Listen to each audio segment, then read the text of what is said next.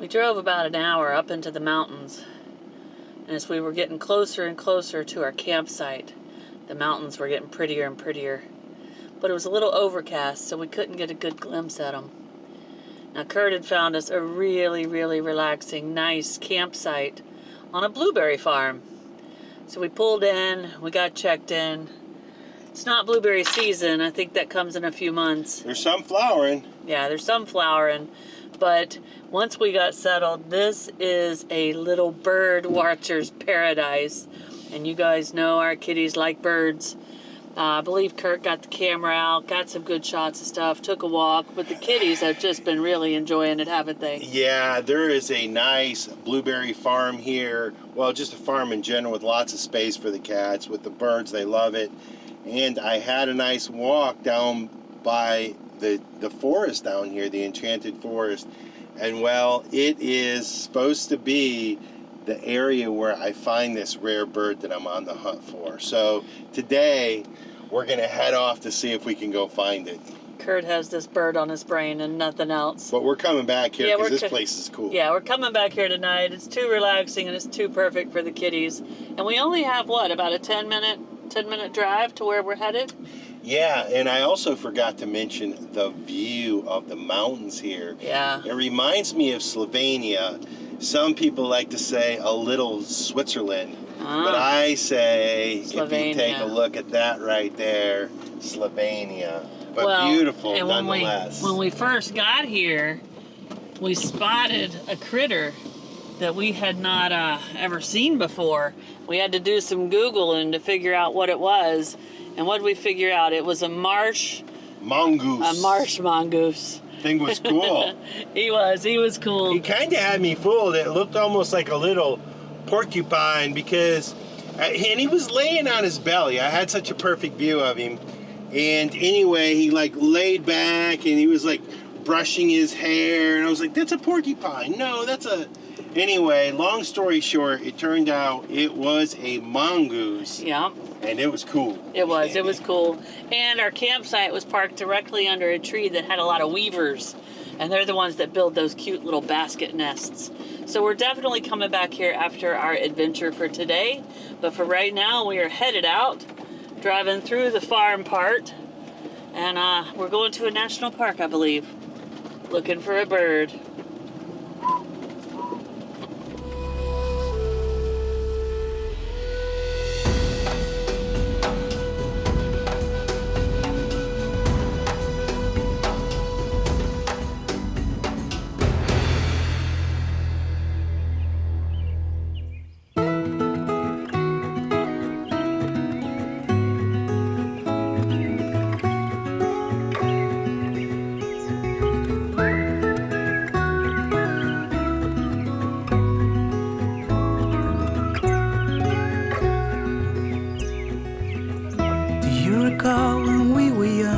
Running from all things at once without thinking twice.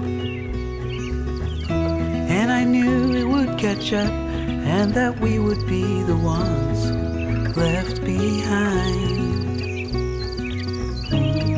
The stories I've been told, they never seem to leave my mind. On this road that I am on, I gotta stay here for some time.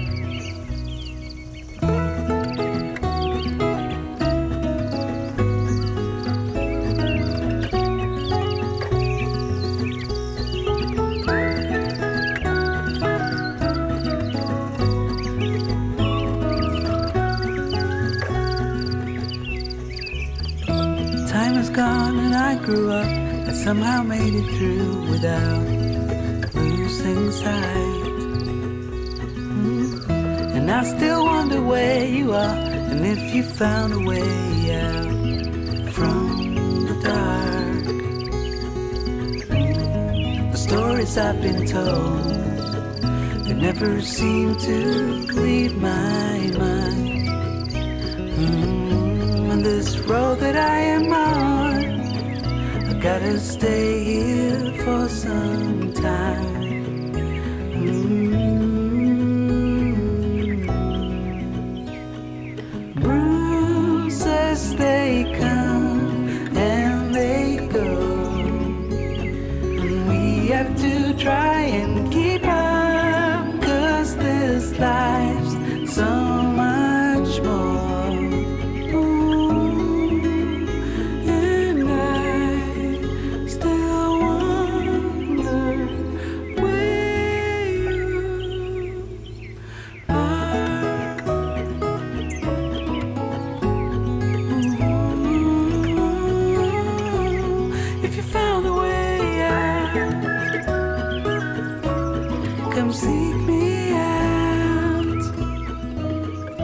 So we're making the 10 to 15 minute drive from our campsite up to the Marloth Nature Reserve.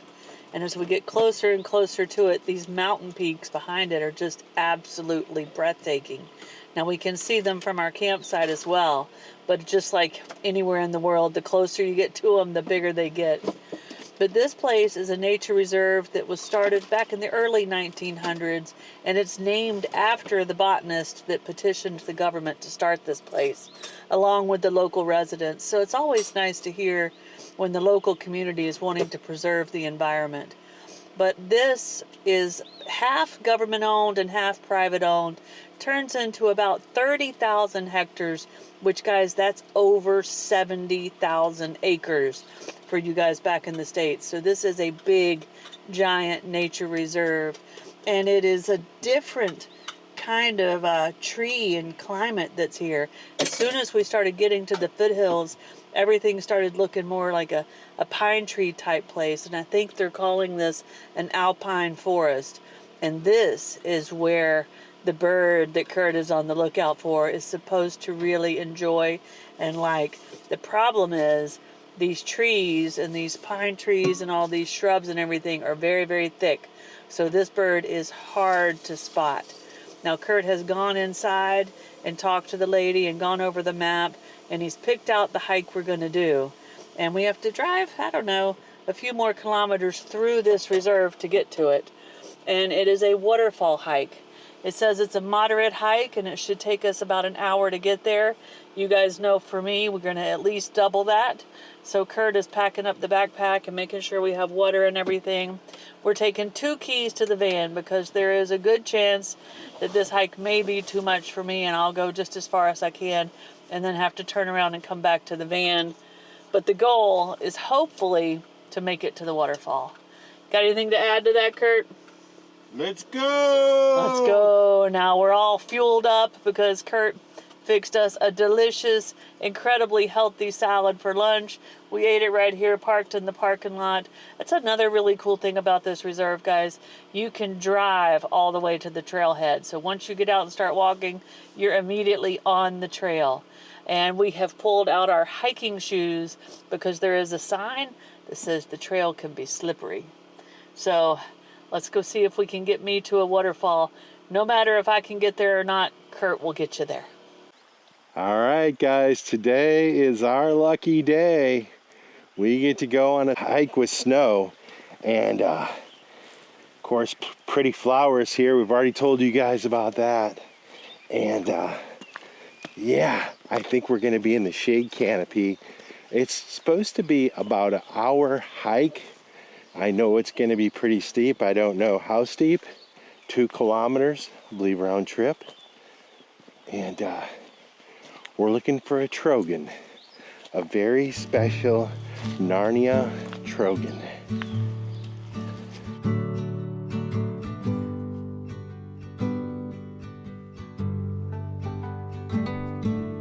Trusting your instincts, realize that knowing looks different to each. When living authentic, do more exploring, deeper than knowing just what is essential for life that is thriving. Go deep, mute out the chatter, feel it, burn off the fire, let go until there's peace to your core. Live a life you adore.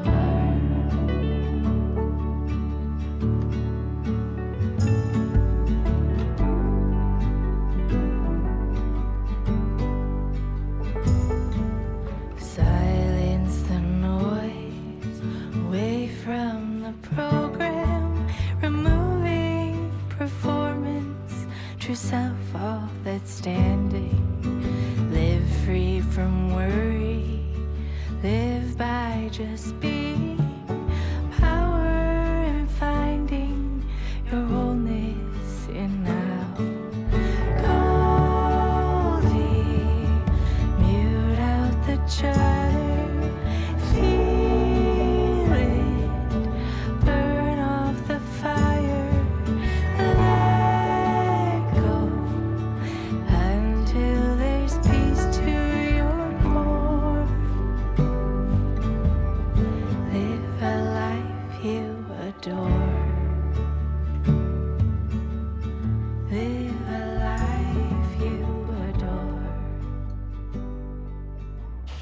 right, we just took a little break and I had my first false sighting, and it was some green leaves and some red leaves.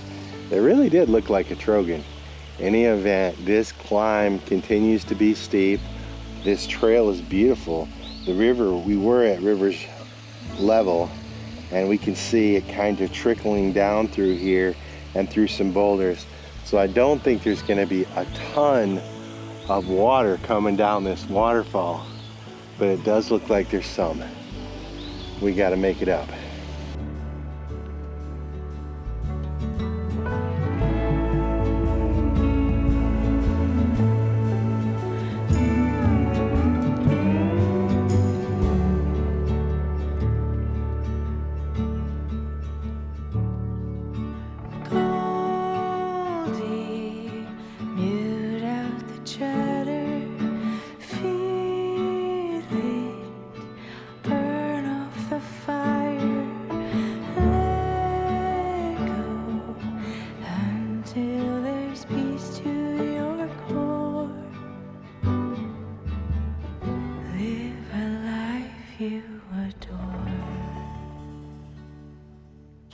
All right, we knew it was a 50-50 chance on whether I'd make it up there or not, and it's just a bit too steep for me, guys.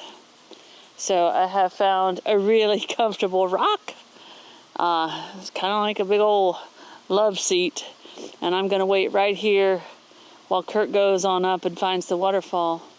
And I gotta tell you, if you gotta sit in the middle of nowhere and wait on somebody, this is a pretty cool place to do it.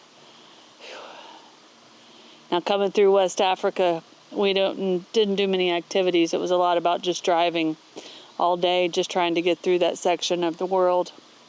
And we weren't very active. And then we were in Cape Town. We didn't eat very well.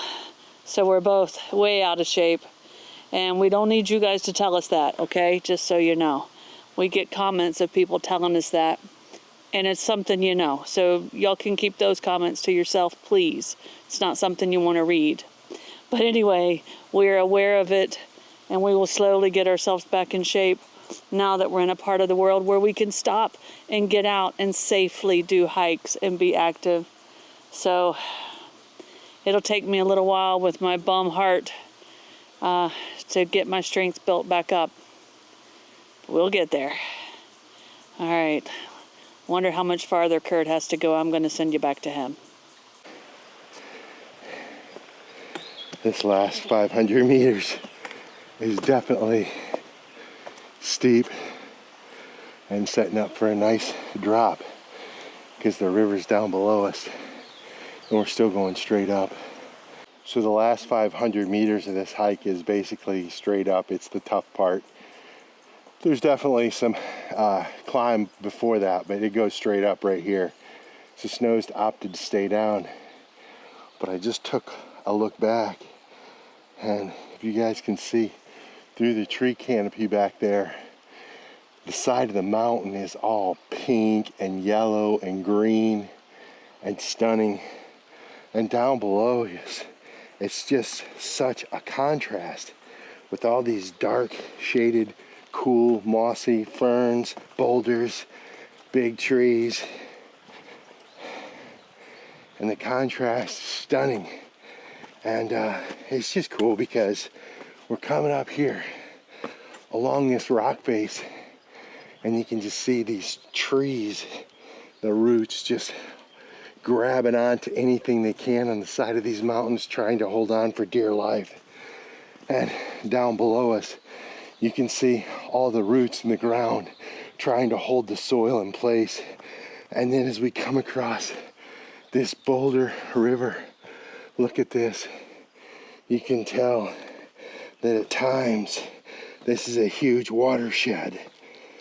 Now I don't know if this is the basin, the river flow, if you will,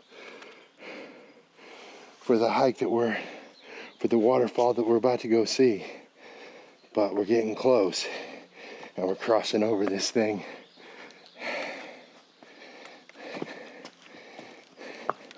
As I turn the corner, I can still only hear the stream below and of course the birds chirping.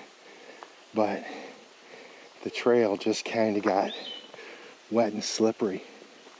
And normally you'd think you'd kind of start hearing the roar or the splash of the waterfall, because when you get wet spots like that, well, it generally means you're close. But I gotta tell you, that sign said 500 meters, and boy, it's just straight up. Snow made the right decision.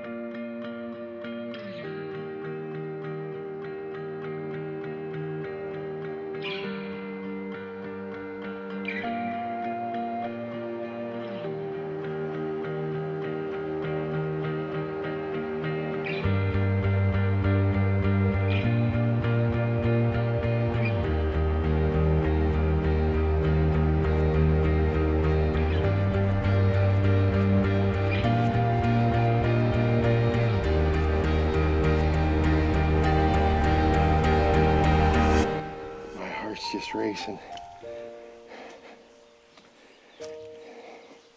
This getting back in shape is real, but it certainly helps when you come around the corner and see something like this. And I don't know if this is where the waterfall is supposed to be yet, but it looks like a side of the mountain just blew out in a cave right there, and all the big giant boulders landed right here below us. So maybe we go through that cave and see a waterfall on the other side. I don't know. Let's keep going. Look at this, guys. Just walking next to a giant boulder field.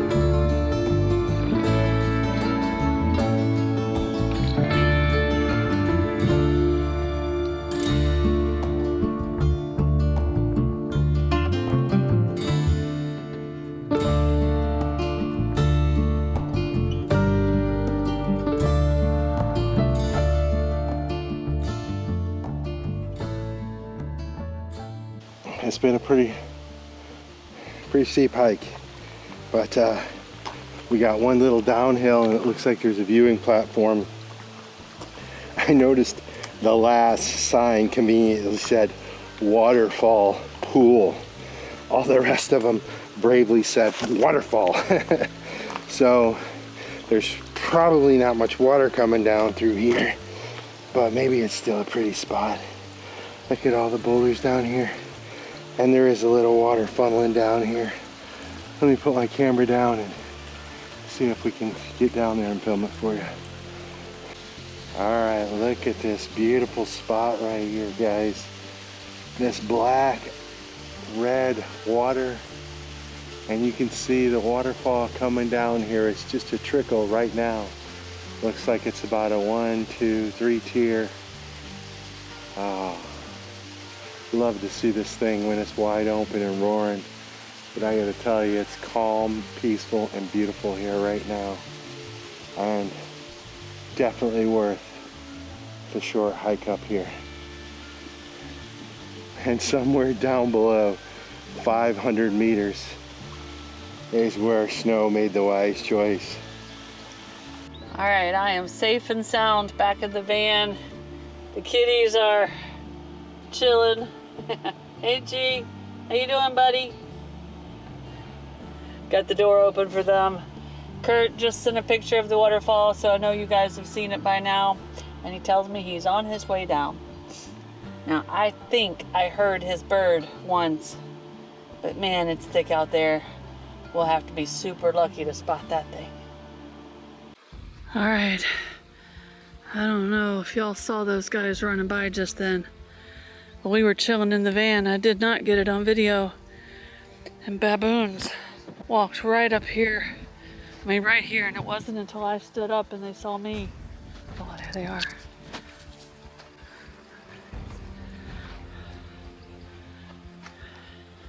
Curt!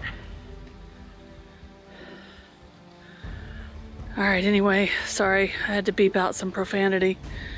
I wanted to get out and see which direction they were going, guys, because Curt's coming from right there on that trail.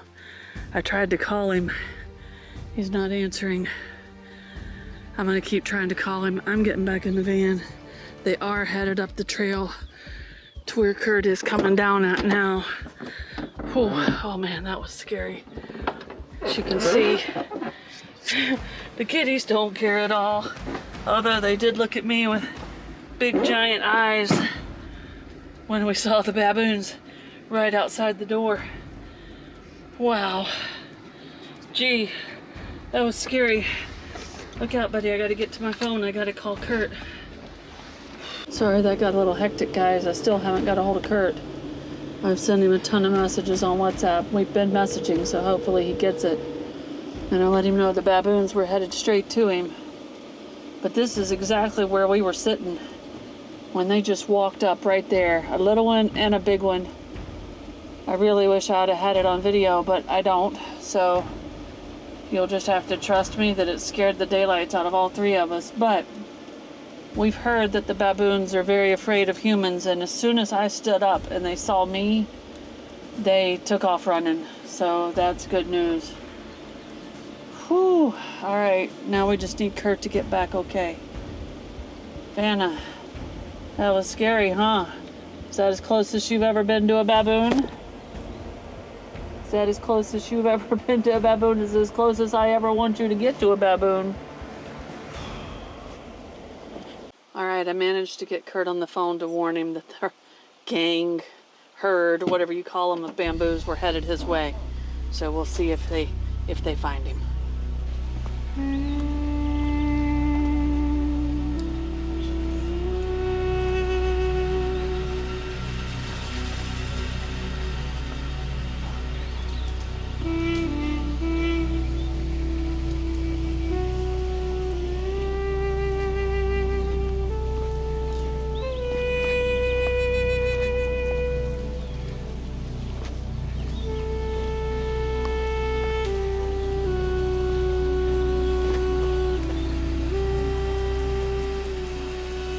Holy cow, guys. A big, giant group of baboons just came running down the trail. I'm guessing there was 50 of them at least. And looks like the males a few of them have stopped watching at the rear to make sure I'm not gonna follow behind them. But anyway, Snow had just messaged me and said baboons. And she was telling me, look at that big baboon looking back at me. Anyway, I don't know if you can see him, but she said, there's a cute little one looking back right back at me. So cool, they're still going.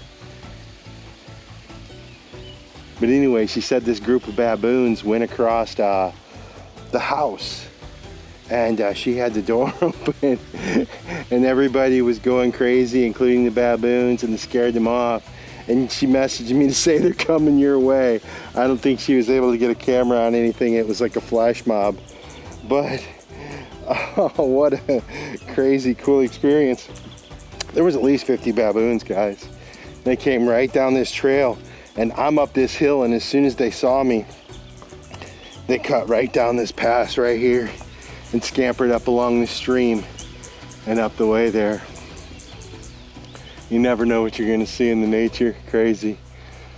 Well, Curt survived his baboon encounter, but it's a good thing I warned him. He made it back. We reunited in the van, and we've made the short, very pretty drive back to our campsite here at the blueberry farm.